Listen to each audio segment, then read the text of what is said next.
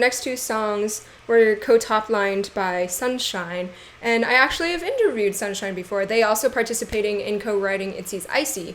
So if you haven't seen that interview already, it was really fun. I learned a little bit more about their process for creating ITZY, and I'll link that interview in the description. Let's see what they did for Surf or SURF.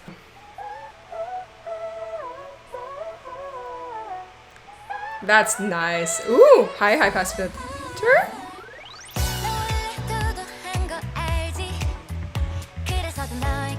Yeah. Summer song vibes. Ooh, I wish the percussion was a little less and the bass was a little more out. But there's some bass lineage going on. A little disco string shrieks once in a while with the guitar. Very cute. Speaking of late 2000s, this is going back to the early 2000s.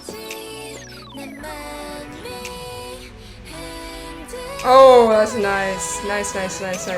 Oh, I almost wanted that section to be like twice as long. Ooh, tuck. I like that.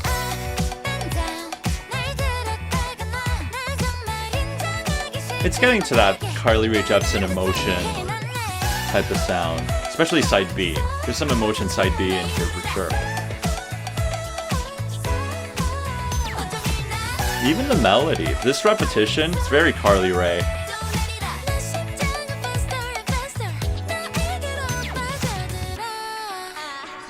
Okay. Oh, I kind of wanted that texture for like just 4 more beats.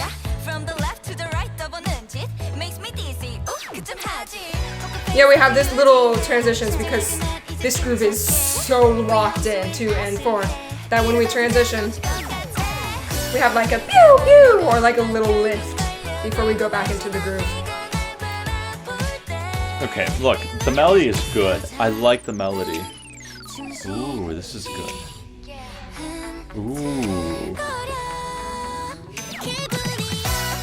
Never mind. Yeah, okay, so the melodies are good, but I think the thumping percussion, it caused a little bit of fatigue. This could have been more chill, I think.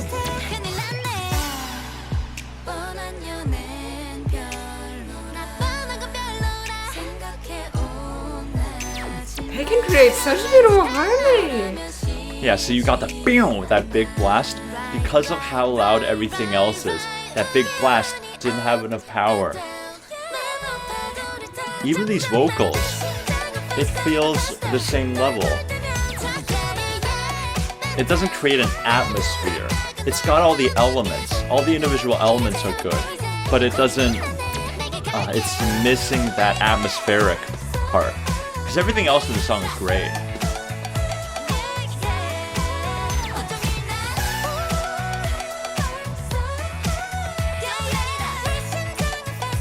There's one percussion that sounds like you're hitting it. Wait, I'm gonna go back. I like that sound a lot. It's like they took the sound of a woodpecker pecking on a tree and then like really refined it and cleaned it up. That's a really nice percussion sound. But definitely my favorite parts of this song were the ones where it highlighted their voices the most. And then they would have some harmonized moments that really showed how beautiful the timbre and textures of their voices are. I think a lot of their songs are known for being very shouty, right? And being more instrumental heavy. But this was nice. I would love to hear them do kind of maybe like R&B ballad.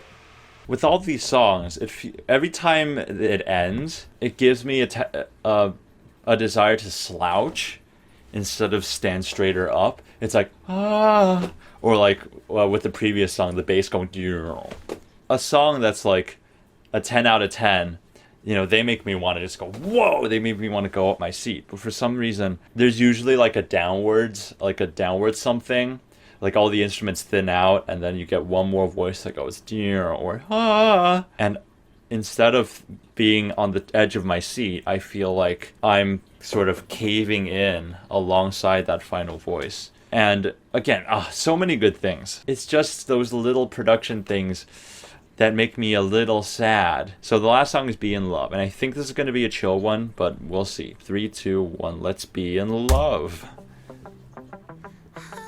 Ooh, a little faster than I thought. Hey. See, listen to that guitar. It's plucked, but it's so loud.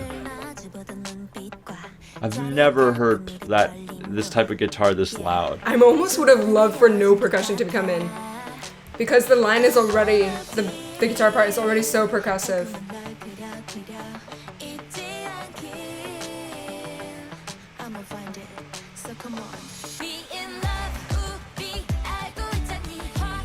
See, when this beat kicked in, it should have been something that felt like suddenly I want to tap my feet. But because of how loud the guitar was, somehow it feels the same.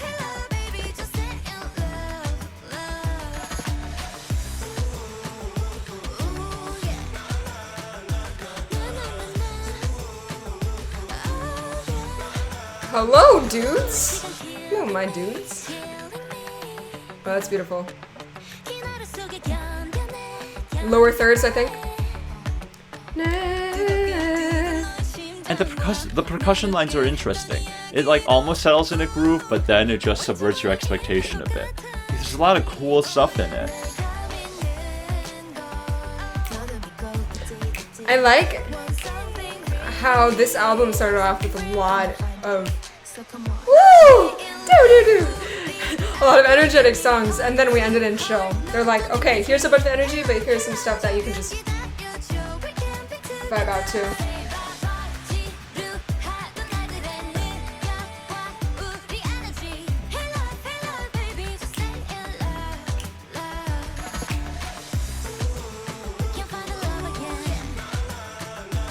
Little call and answer. Woo! Call and answer. La la la la la. Okay. The bridge shifted off in different harmonic pattern. So.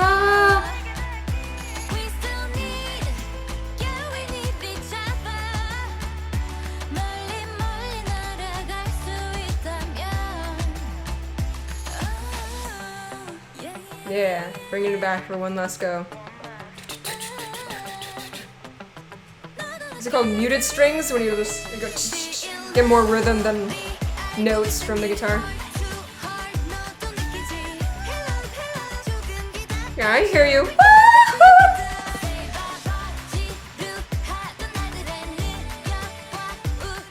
Yeah, even the vocal line. There's interesting rhythmic activity going on. But I don't feel it. I can hear it, but I don't feel it.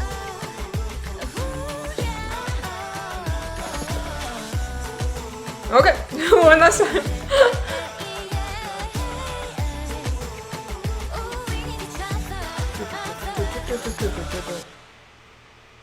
Nice. Ending softly. I don't have as much to say about that song, but I did enjoy the rhythm of the guitar, and the main motif of the melody is very syncopated. Da, da, da, da. Just, yeah, overall, nice chill track. Not my favorite thing, but this is overall a nice album. Nice album. Zoom time with Kevin! That was cool. Okay, let's start with, what was your favorite track? Oh, it's gotta be Don't Give a What. Yes, same. Okay, so when approaching ID, hearing that intro, that set my expectation for, okay, this is going to feature a brass band. This is going to feature a horn line. Right, it's the first note, right? The first note had the brass, exactly. Right? So the whole time I was waiting for something like that to come back, and it didn't. So that kind of like, I was like, oh, I didn't meet my expectations. But I'm going in another time after listening to the rest of the album, and I'm liking a lot more. I'm noticing a lot more. I see. Interestingly, I felt like the song set my expectations up right after the brass note, because what happened was I immediately thought that the brass note was not loud enough, and the percussion just kind of took over. It didn't feel like an actual brass. It felt like maybe it's because I listened to it so quickly after the previous track. I knew how loud the percussion was consistently on these songs. So I'm like, oh, I heard a brass. I'm like, it's a brass. And then the beat came in and I'm like, okay, I don't think we're going to hear that brass again. Yeah, because it's more, because what I connected it to was Nature's I'm So Pretty, I think, where they go like, and that brass returns several times throughout. Like, and it's a huge motif in the song, which kind of like, I was like, oh, so if this song is starting with it, we're going to have it at least one more time. So those are my thoughts kind of going into it. Right.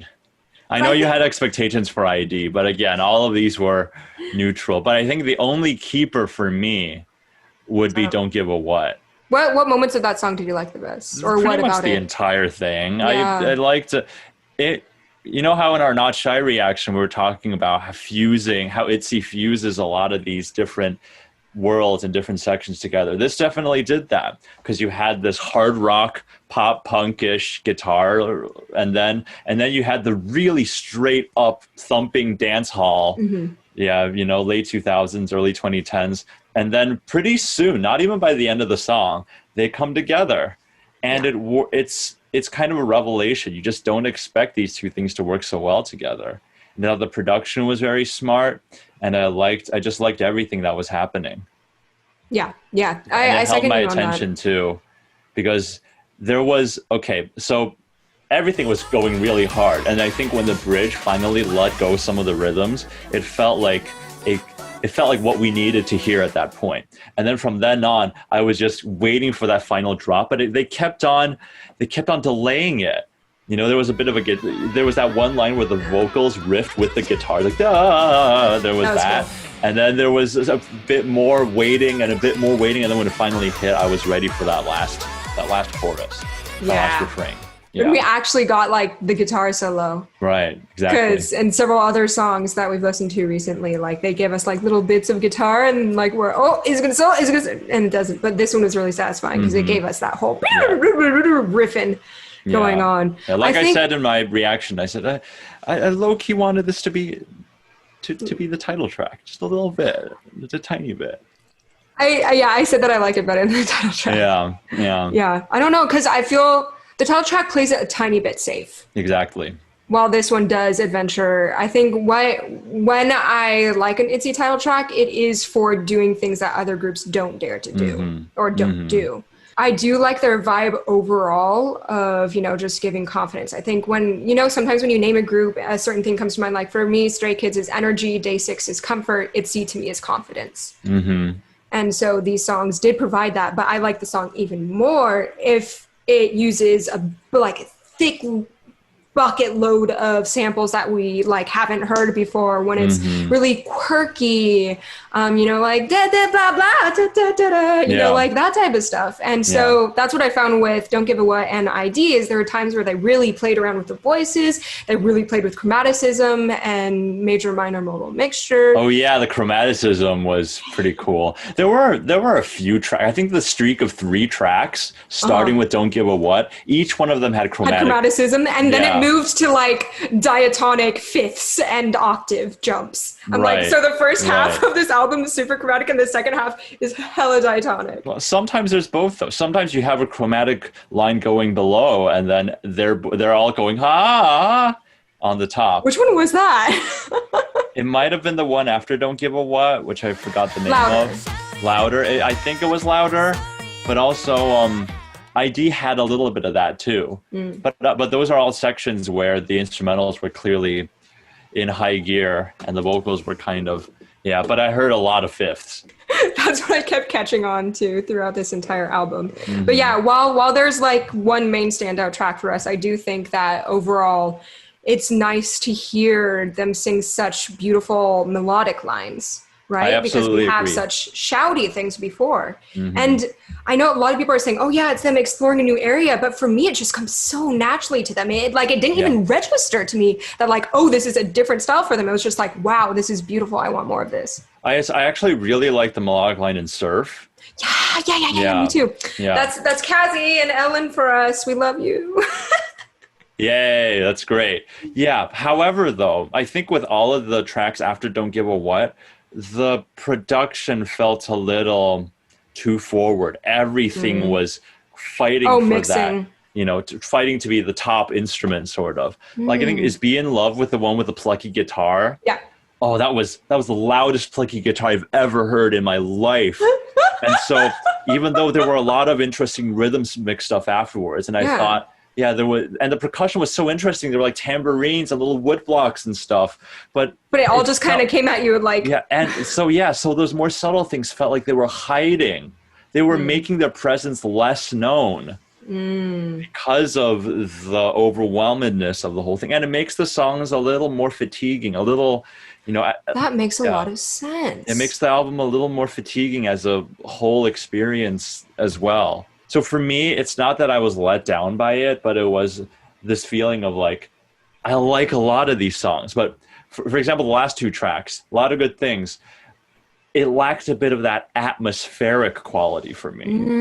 Surfing is good. I liked all the elements of it, but there's something that kept it from putting me into that cozy headspace, that cozy Oh, yeah, I was atmosphere. almost there. I was like, I'm definitely vibing, but I don't want to say it, but something is missing. Right, right. So the streak from Don't Give a What to ID, those three songs, they really reminded me of specifically Lady Gaga's first album, The Fame. I was Yeah, I getting heard some some like Love Game. American Yeah, pop throwback. I heard some Bad Romance in there. There's Oh, a that's part in Don't right. Give a What that reminded me Walk, Walk, Fashion Baby. They were doing Uh-huh. that low monotone voice, but in a very effective way.